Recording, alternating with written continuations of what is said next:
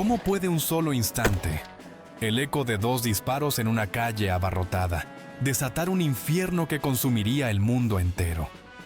¿Cómo el asesinato de un hombre y su esposa pudo arrastrar a millones a la muerte, derribar imperios centenarios y dibujar un nuevo mapa del planeta con sangre y fuego? Bienvenidos a Historias y Guerras. Te invito a que te suscribas ahora mismo. Hoy desentrañamos el estallido de la Primera Guerra Mundial. La mañana del 28 de junio de 1914 amaneció soleada y cálida en Sarajevo, la capital de Bosnia, una provincia del vasto y multiétnico imperio austrohúngaro. El ambiente era festivo, pero bajo la superficie, una corriente de tensión nacionalista recorría la ciudad. Ese día, el heredero al trono imperial, el archiduque Francisco Fernando, y su esposa, Sofía Chotek, realizaban una visita oficial. Su comitiva, compuesta por 6 vehículos, avanzaba lentamente por las calles. La pareja real viajaba en el tercer coche, un lujoso Graf and Stift descapotable, acompañados por el gobernador de Bosnia, Oskar Potiorek. A lo largo de la ruta, ocultos entre la multitud, 7 jóvenes conspiradores, miembros de un grupo nacionalista serbio, esperaban su momento. Poco después de las 10 de la mañana, la historia contuvo el aliento. Cuando la comitiva pasaba junto al río Miljacka, uno de los conspiradores, Nedeljko Čabrinović, arrojó una bomba contra el coche del archiduque. Sin embargo, el artefacto rebotó en la capota del vehículo, rodó por la calle y explotó bajo el coche siguiente, hiriendo a una veintena de personas. En medio del caos, Čabrinović fue capturado. La historia ofrecía una salida, una oportunidad para que la tragedia se quedara en un susto. Pero el destino, o quizás la arrogancia, tenía otros planes. A pesar del ataque, la visita continuó. Al llegar al ayuntamiento, un Francisco Fernando visiblemente irritado interrumpió al alcalde. «Señor alcalde, vine aquí para hacer una visita y me lanzaron una bomba. Es ultrajante». Tras la tensa recepción, el archiduque tomó una decisión fatal. En lugar de abandonar la ciudad, decidió visitar en el hospital a los heridos por la bomba. Fue en el trayecto hacia el hospital cuando el azar intervino de la forma más cruel. El conductor de la comitiva cometió un error. Tomó una calle equivocada y, al intentar dar la vuelta, el motor del vehículo se detuvo. En esa esquina, por pura casualidad, se encontraba otro de los conspiradores, un joven de 19 años llamado Gavrilo Princip. Al ver el coche detenido a apenas 5 metros, no dudó. Avanzó, levantó su pistola FN modelo 1910 y disparó 2 veces. Una bala alcanzó al archiduque en la yugular, la segunda a su esposa en el abdomen. Mientras Sofía se desplomaba, las últimas palabras de Francisco Fernando fueron un ruego desesperado. «Sofía, Sofía, no te mueras. Tienes que sobrevivir por nuestros hijos». Ninguno de los dos lo consiguió. ¿Cómo pudo el asesinato de un hombre y su esposa, por trágico que fuera, desatar una catástrofe que se cobraría millones de vidas y destruiría 4 imperios? Para responder a esta pregunta, debemos retroceder y examinar las profundas grietas que recorrían los cimientos de Europa. El disparo de Princip no fue la causa de la guerra. Fue simplemente la chispa que encendió un polvorín que llevaba décadas acumulando presión. A principios del siglo XX, la península de los Balcanes era un mosaico de pueblos, religiones y ambiciones contenidas. Un territorio donde confluían y chocaban 3 grandes imperios multinacionales. El Imperio Otomano, en un estado de decadencia terminal, el Imperio Ruso, que se veía a sí mismo como el protector de los pueblos eslavos y buscaba expandir su influencia, y el Imperio Austrohúngaro, una entidad cada vez más frágil y temerosa de las fuerzas del nacionalismo. Siglos de dominio otomano y, en zonas como Croacia y Eslovenia, de influencia austrohúngara, habían creado profundas divisiones culturales y religiosas. Los pueblos eslavos del sur, aunque compartían un origen común, se encontraban separados por la historia. Los croatas y eslovenos, mayoritariamente católicos, habían estado bajo la influencia germánica y húngara, mientras que los serbios, ortodoxos, se aferraban a su fe como baluarte contra la opresión turca. Este complejo escenario dio origen a lo que la diplomacia europea denominó la cuestión de Oriente. El problema de cómo gestionar el lento y caótico desmoronamiento del Imperio Otomano, sin provocar un conflicto a gran escala entre las potencias que ansiaban repartirse sus despojos. Un punto de inflexión en esta crisis latente llegó en 1908, cuando Austria-Hungría decidió anexionarse formalmente las provincias de Bosnia y Herzegovina. Este acto unilateral, aunque en parte previsto, fue una bofetada para el Reino de Serbia, que soñaba con unir a todos los eslavos del sur bajo su liderazgo. La anexión también fue una profunda humillación para Rusia, la protectora de Serbia, que fue diplomáticamente burlada y se vio incapaz de impedir la maniobra de Viena. La crisis bosnia envenenó las relaciones entre Viena y Belgrado y transformó la antigua cooperación austro-rusa en los Balcanes en una amarga rivalidad. El ensayo general de la catástrofe tuvo lugar entre 1912 y 1913, con las guerras de los Balcanes. Una coalición de pequeños estados, Serbia, Bulgaria, Grecia y Montenegro, viendo la debilidad otomana, se lanzó a la ofensiva para expulsar definitivamente al Imperio de Europa. El resultado fue una victoria aplastante para la Liga Balcánica. En cuestión de meses, el Imperio Otomano perdió el 80% de sus territorios europeos.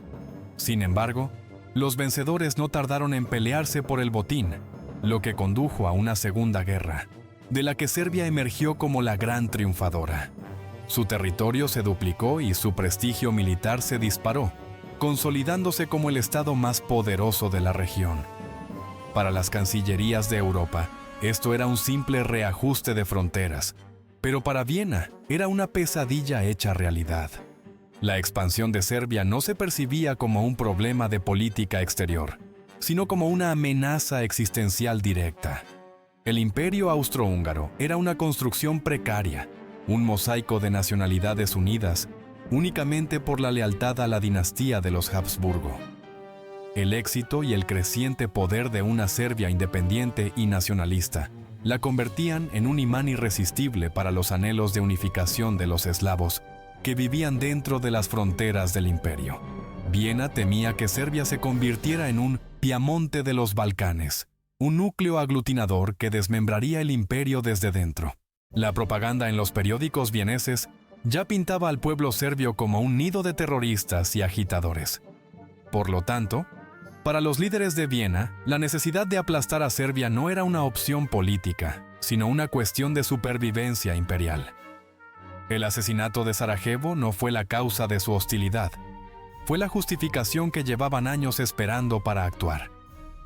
Mientras los Balcanes ardían, el resto de Europa estaba atrapado en una red de alianzas, ambiciones y miedos que convertía cualquier crisis local en una potencial conflagración continental.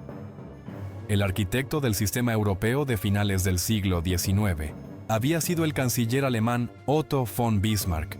Su diplomacia, conocida como Realpolitik, era un complejo juego de ajedrez cuyo objetivo era mantener la paz para asegurar la primacía de la recién unificada Alemania.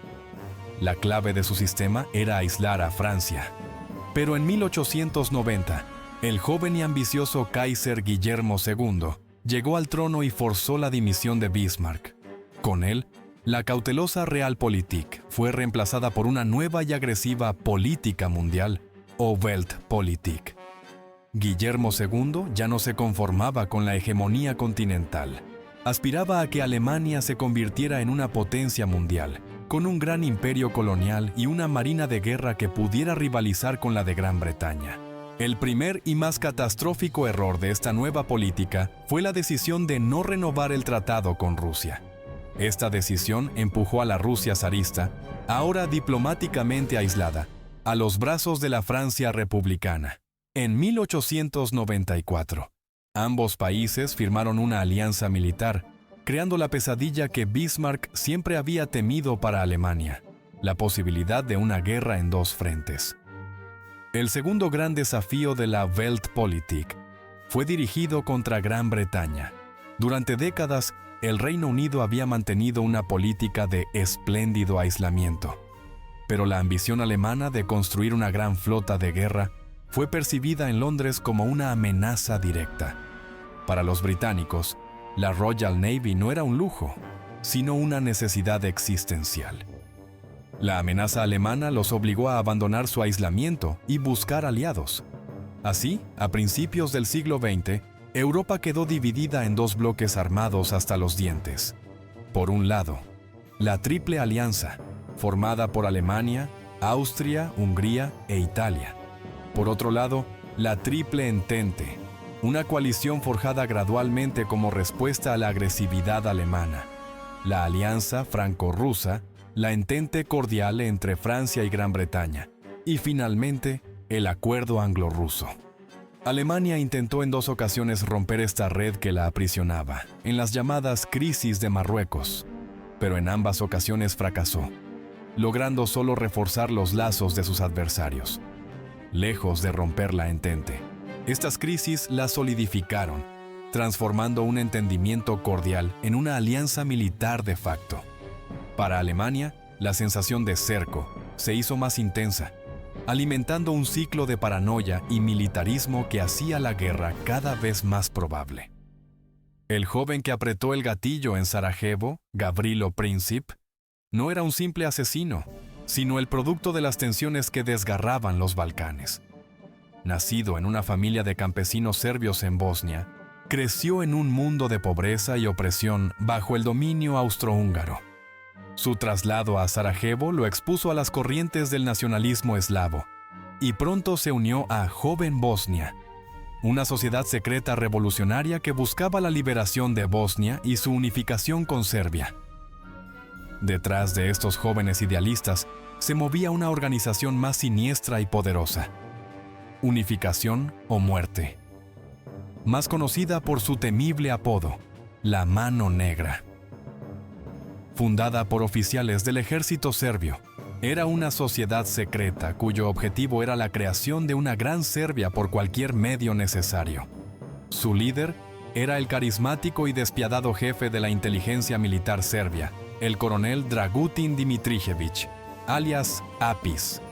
Fue Apis quien, al parecer, tomó la decisión de asesinar a Francisco Fernando, a quien veía como una amenaza porque sus planes de reforma podrían haber apaciguado a los eslavos del imperio, frustrando así la revolución. Tras el asesinato, Viena vio su oportunidad, pero antes de actuar, necesitaba asegurarse el apoyo de su poderoso aliado. El 5 de julio de 1914, en una reunión crucial en Potsdam, el Kaiser Guillermo II y su canciller dieron a Austria-Hungría lo que la historia conocería como el cheque en blanco, una promesa de apoyo incondicional, sin importar las medidas que Viena decidiera tomar contra Serbia, incluso si esto significaba la guerra con Rusia. Con este respaldo, la facción belicista de Viena tuvo vía libre. El cheque en blanco transformó una crisis regional en el detonante de una guerra europea. El 23 de julio, Austria-Hungría presentó su ultimátum a Serbia. Era un documento de 10 puntos diseñado para ser rechazado. Exigía, entre otras cosas, la supresión de toda publicación anti-austríaca y la disolución de organizaciones nacionalistas. Pero la demanda más humillante y deliberadamente inaceptable era el punto 6, que exigía que órganos del gobierno imperial participaran en la investigación del asesinato en territorio serbio, una violación flagrante de la soberanía de cualquier nación. El gobierno serbio, consciente de su precaria posición, redactó una respuesta extraordinariamente conciliadora. Aceptó casi todos los puntos, rechazando únicamente aquellos incompatibles con su independencia. Pero no importaba, la decisión ya estaba tomada. El 25 de julio, Austria-Hungría rompió las relaciones diplomáticas. 3 días después, el 28 de julio de 1914, declaró formalmente la guerra a Serbia. Lo que siguió fue una cascada de fuego, un efecto dominó imparable activado por la rígida red de alianzas militares. El 29 de julio, Rusia, ordena la movilización contra Austria-Hungría. El 30 de julio, Rusia decreta la movilización general, una medida que también amenaza a Alemania.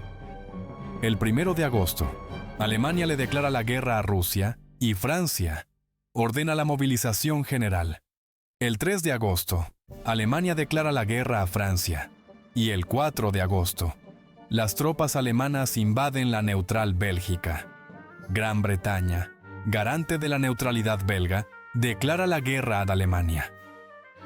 En menos de una semana, una disputa balcánica había arrastrado a todas las grandes potencias de Europa al abismo.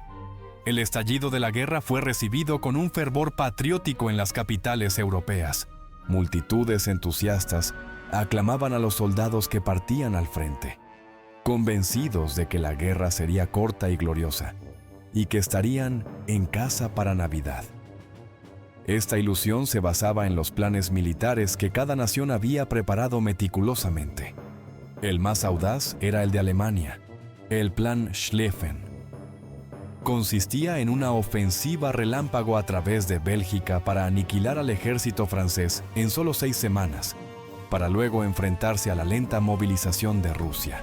La ejecución de este plan selló el destino de Europa. Los planes de movilización de la época eran maquinarias logísticas de una complejidad inmensa, prácticamente imposibles de detener una vez puestos en marcha. Cuando Rusia movilizó sus tropas, el Estado Mayor alemán argumentó que no había tiempo que perder. La maquinaria militar había tomado el control, arrebatando la decisión final a los políticos. El 4 de agosto, la maquinaria se puso en marcha. Las tropas alemanas cruzaron la frontera de Bélgica, violando su neutralidad. Este acto fue el casus belli que unió al gobierno británico para entrar en la guerra.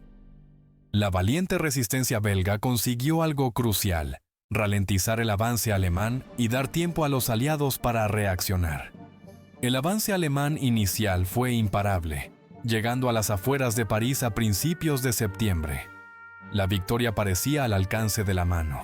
Sin embargo, en una desesperada contraofensiva, los ejércitos francés y británico detuvieron el avance alemán en la primera batalla del Marne. El milagro del Marne salvó a París y destrozó el plan Schlieffen. La guerra no sería corta. Tras la batalla, ambos ejércitos intentaron flanquearse mutuamente en la carrera hacia el mar. El resultado fue la creación de una línea de frente continua desde la frontera suiza hasta el Canal de la Mancha. A finales de 1914, los soldados de ambos bandos empezaron a cavar. La guerra de trincheras, el símbolo más terrible del conflicto, había comenzado. Mientras tanto, en el este, la movilización rusa fue más rápida de lo previsto, obligando a los alemanes a desviar tropas cruciales del oeste. Y en los Balcanes, el pequeño ejército serbio logró una hazaña asombrosa. Repelió con éxito 3 invasiones austrohúngaras. La guerra, que debía ser una rápida operación de castigo, se había convertido en un sangriento atolladero en todos los frentes. La ilusión de agosto se había desvanecido en el barro de noviembre. La guerra rápida de movimientos que todos los generales habían planeado murió en 1914. Lo que siguió fue una pesadilla estática, una guerra de desgaste librada desde un laberinto de trincheras que se extendía por casi 800 kilómetros en el frente occidental. La vida en estas zanjas era una existencia de miseria y terror. Los soldados vivían en condiciones infrahumanas, hundidos en el barro, soportando el frío, la lluvia y la humedad. La falta de higiene provocaba la propagación de enfermedades como el tifus y el cólera. El pie de trinchera podía llevar a la gangrena y la amputación. Los soldados compartían su existencia con plagas de enormes ratas que devoraban sus raciones y piojos que infestaban sus cuerpos. Más allá de las heridas físicas, la guerra industrial infligió un nuevo tipo de trauma. Una herida en la mente que los médicos llamaron shell shock o neurosis de guerra.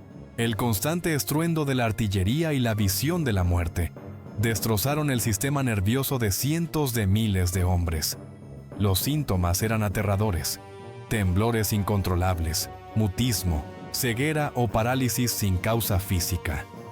Inicialmente, el alto mando militar a menudo interpretaba estos síntomas como cobardía. Los hombres que sufrían de shell shock podían ser sometidos a castigos humillantes e incluso ejecutados por deserción. En su desesperación por romper el punto muerto, ambos bandos recurrieron a nuevas y terribles armas. El 22 de abril de 1915, en la Segunda Batalla de Ypres, el ejército alemán desató por primera vez a gran escala el gas venenoso. Las tropas aliadas vieron una nube de color amarillo verdoso, gas de cloro, arrastrándose hacia sus trincheras. El efecto fue devastador. Miles de soldados murieron asfixiados en cuestión de minutos. La guerra química había comenzado, y pronto se desarrollaron gases aún más letales, como el fosgeno y el terrible gas mostaza. Para superar las defensas de alambre de espino, los británicos desarrollaron otra innovación: el tanque. Estos monstruos de acero hicieron su debut en la batalla del Somme en septiembre de 1916. Eran lentos y poco fiables, pero su impacto psicológico en las tropas alemanas fue inmenso. Aunque no fueron decisivos en 1916, los tanques anunciaban una nueva era en la guerra terrestre. Mientras la guerra se estancaba en el fango, un nuevo campo de batalla se abría en los cielos. La aviación evolucionó a una velocidad vertiginosa. El desarrollo de ametralladoras sincronizadas transformó a los frágiles biplanos en letales máquinas de combate. Nacieron los duelos aéreos y con ellos una nueva clase de héroe, el Aes de la aviación. Figuras como el alemán Manfred von Richthofen, el Barón Rojo, se convirtieron en leyendas. Su lucha individualizada ofrecía un marcado contraste con la matanza anónima e industrializada que tenía lugar en las trincheras de abajo. Aunque la imagen icónica de la Gran Guerra es la del frente occidental, el conflicto fue verdaderamente mundial. En 1915, los aliados, impulsados por Winston Churchill, lanzaron una audaz operación contra el Imperio Otomano. El objetivo era forzar el paso de los Dardanelos, tomar Constantinopla y abrir una ruta de suministro para Rusia. El 25 de abril de 1915, tropas británicas, francesas y del recién formado ANZAC, el Cuerpo de Ejército de Australia y Nueva Zelanda, desembarcaron en las playas de la península de Galípoli. La resistencia otomana fue feroz. La campaña se convirtió en otra guerra de trincheras, y tras meses de combates infructuosos, la operación fue evacuada en una humillante derrota aliada. Sin embargo, esta catástrofe tuvo un resultado paradójico.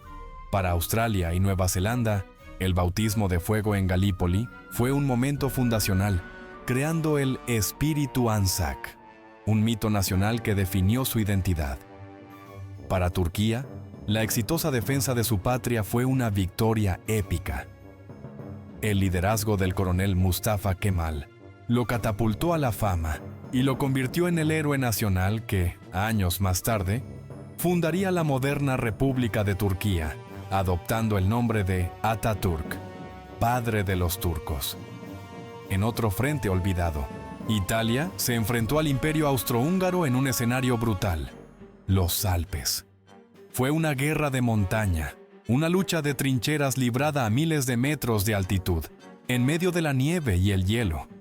El foco principal del conflicto fue el río Isonzo, donde se libraron 12 sangrientas batallas en las que cientos de miles de hombres murieron por avances que se medían en metros. Más al sur, en los desiertos de Oriente Medio, se desarrollaba la rebelión árabe, instigada por los británicos. Una figura clave fue el oficial T.E. Lawrence de Arabia. Ayudó a organizar a las tribus beduinas en una eficaz fuerza de guerrilla, saboteando el esfuerzo de guerra otomano. Lawrence, sin embargo, vivía con un profundo dilema moral, pues era consciente de que su gobierno prometía a los árabes un reino independiente, mientras en secreto se repartía la región con Francia. La guerra también se libró en África. El conflicto europeo se trasladó a las colonias alemanas. La campaña más notable fue la de África Oriental, donde el general alemán Paul von Lettow-Vorbeck, con una fuerza muy inferior, llevó a cabo una brillante campaña de guerrilla que duró toda la guerra, rindiéndose solo después de recibir la noticia del armisticio en Europa.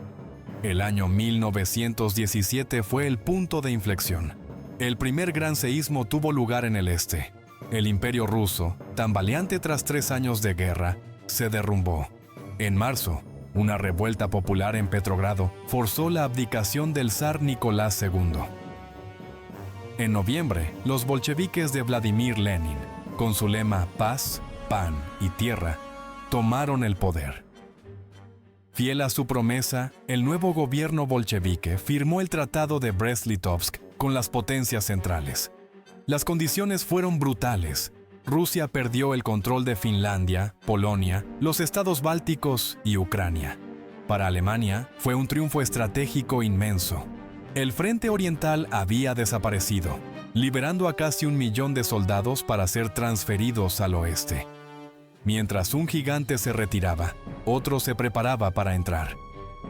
A principios de 1917, Alemania reanudó la guerra submarina sin restricciones, apostando a que podía estrangular económicamente a Gran Bretaña antes de que Estados Unidos pudiera intervenir.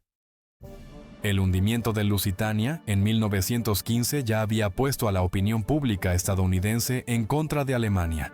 La gota que colmó el vaso fue el telegrama Zimmermann. La inteligencia británica interceptó un mensaje secreto del ministro de Asuntos Exteriores alemán a su embajador en México. Proponía una alianza militar, prometiendo ayudar a México a reconquistar los territorios perdidos de Texas, Nuevo México y Arizona.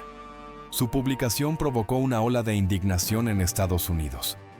El 6 de abril de 1917, el Congreso declaró la guerra a Alemania.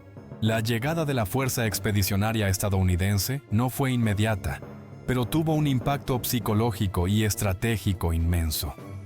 La perspectiva de un flujo casi inagotable de soldados y recursos frescos inclinó la balanza de poder de forma decisiva a favor de los aliados. Con Rusia fuera de la guerra y las tropas estadounidenses aún desplegándose, el alto mando alemán, liderado por Erich Ludendorff, vio una última ventana de oportunidad. El 21 de marzo de 1918, lanzó la ofensiva de primavera. Utilizando nuevas tácticas de infiltración, el ataque inicial fue un éxito espectacular. Los alemanes avanzaron decenas de kilómetros, el mayor avance en el frente occidental desde 1914. Sin embargo, el éxito no pudo sostenerse. El ejército alemán había sufrido enormes bajas y su logística no podía seguir el ritmo. Para abril, la ofensiva se había estancado. Fue entonces cuando los aliados, ahora bajo el mando unificado del mariscal Ferdinand Foch y reforzados por los estadounidenses, prepararon su respuesta. La contraofensiva aliada, conocida como la Ofensiva de los 100 días, comenzó el 8 de agosto de 1918 con la Batalla de Amiens. Utilizando una combinación coordinada de infantería, artillería, tanques y poder aéreo, los aliados rompieron las líneas alemanas. Ludendorff describió ese día como el día negro del ejército alemán. La moral de las tropas alemanas se derrumbó por completo. A partir de Amiens, los aliados lanzaron una serie de ataques implacables, empujando a los alemanes hacia atrás. Mientras el frente occidental se desmoronaba, los aliados de Alemania comenzaron a caer uno por uno. Bulgaria, el Imperio Otomano y finalmente el Imperio Austrohúngaro se rindieron. Alemania estaba sola, su ejército en retirada y su población al borde de la inanición. La revolución estalló. El 9 de noviembre, el Kaiser Guillermo II abdicó y huyó. El 11 de noviembre de 1918, a las 11 de la mañana, en un vagón de tren en el bosque de Compiègne, una delegación alemana firmó el armisticio. Los cañones finalmente callaron. La Gran Guerra había terminado. El silencio que cayó sobre los campos de batalla reveló un continente devastado. El coste humano fue de una magnitud sin precedentes. Se estima que murieron entre 9 y 11 millones de militares y entre 6 y 13 millones de civiles. Millones más quedaron heridos, mutilados o psicológicamente marcados de por vida. El mundo de antes de 1914 había desaparecido, reemplazado por un profundo sentimiento de desilusión. La escritora Gertrude Stein acuñó una frase para describir a su generación: la generación perdida. Una generación que había perdido la fe en los valores de progreso, razón y patriotismo. La guerra no solo destruyó vidas, sino también imperios. 4 grandes dinastías que habían dominado el mapa durante siglos desaparecieron. El imperio ruso de los Románov, el imperio alemán de los Hohenzollern, el imperio austrohúngaro de los Habsburgo y el imperio otomano. De sus ruinas surgiría un nuevo mapa, pero también nuevas tensiones. En 1919, los vencedores se reunieron en París para forjar la paz. El resultado fue el Tratado de Versalles, una paz impuesta a Alemania. El tratado impuso durísimas condiciones: la pérdida de territorios, severas restricciones a su ejército y la obligación de pagar enormes reparaciones de guerra. La base legal para estas reparaciones se encontraba en el artículo 231, la infame cláusula de culpabilidad de guerra, que obligaba a Alemania a aceptar toda la responsabilidad por haber causado la guerra. Para el pueblo alemán, fue una humillación nacional insoportable. El Tratado de Versalles no trajo una paz duradera, sino que sembró las semillas de un futuro conflicto aún más devastador. El profundo resentimiento que generó en Alemania se convirtió en un terreno fértil para el extremismo. Los nacionalistas promovieron la leyenda de la puñalada por la espalda, la idea de que el ejército alemán no había sido derrotado, sino traicionado por los políticos. Este sentimiento, combinado con la carga de las reparaciones, allanó el camino para el ascenso de Adolf Hitler y el partido nazi. La paz de 1919 condujo directamente a la Segunda Guerra Mundial 20 años después. Sobre las ruinas de los imperios, surgieron nuevos estados como Polonia, Checoslovaquia y Yugoslavia, pero sus fronteras a menudo encerraban a minorías hostiles, creando focos de inestabilidad. En Oriente Medio, las promesas de independencia a los árabes fueron traicionadas. Francia y Gran Bretaña se repartieron la región, creando países con fronteras artificiales que sentaron las bases de muchos de los conflictos que asolan la región hasta el día de hoy. La Gran Guerra, que debía ser la guerra que acabaría con todas las guerras, resultó ser solo el primer acto de una tragedia que definiría el siglo XX. Aceleró el ascenso de Estados Unidos como potencia mundial y sembró las semillas de la Guerra Fría al dar origen al primer Estado comunista. Marcó el principio del fin del colonialismo y transformó la sociedad, impulsando cambios como el sufragio femenino. Pero su sombra más oscura fue la brutalización de la política y la normalización de la violencia a una escala industrial. Volviendo la vista de aquella mañana de verano en Sarajevo, es imposible no reflexionar sobre la fragilidad de la paz. El acto de un joven, magnificado por las ambiciones de imperios, la rigidez de las alianzas y los cálculos erróneos de generales y estadistas, desató una tormenta que nadie supo o pudo controlar. Una tormenta cuyas réplicas, en forma de nuevos conflictos e ideologías, todavía sentimos. La Primera Guerra Mundial no solo redibujó los mapas, redefinió la propia naturaleza de la guerra y dejó una cicatriz permanente en la conciencia de la humanidad.